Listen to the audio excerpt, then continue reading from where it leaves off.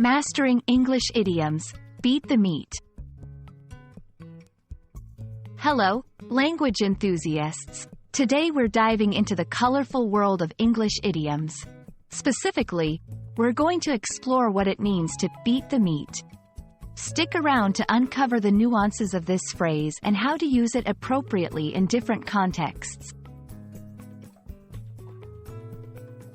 Idioms are phrases where the meaning isn't obvious from the individual words. They are culturally specific and often paint vivid pictures or suggest interesting metaphors. Beat the meat is one such idiom that requires a bit of cultural context to understand. Initially, beat the meat can be understood in a literal sense: to physically hit or tenderize meat before cooking. This action helps to break down the fibers and make the meat more tender. However, the phrase also has a figurative and informal meaning. It is a slang term for masturbation. This usage is considered vulgar and not appropriate for formal or polite conversation. It's crucial to know the audience and setting when using idioms, especially those with a double entendre like beat the meat. In a culinary context, it's perfectly acceptable to use.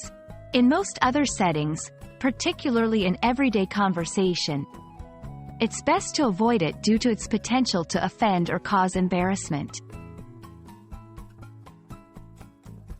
If you're looking for a safer way to express the literal action of preparing meat, you might say, tenderize the meat, prepare the meat for cooking. For discussing the sensitive figurative meaning in an educational or medical setting, more clinical terms like masturbate are more appropriate and convey the meaning without the vulgarity. And that's a wrap on Beat the Meat. Whether tenderizing dinner or tiptoeing through tricky slang, understanding idioms is a key part of mastering English.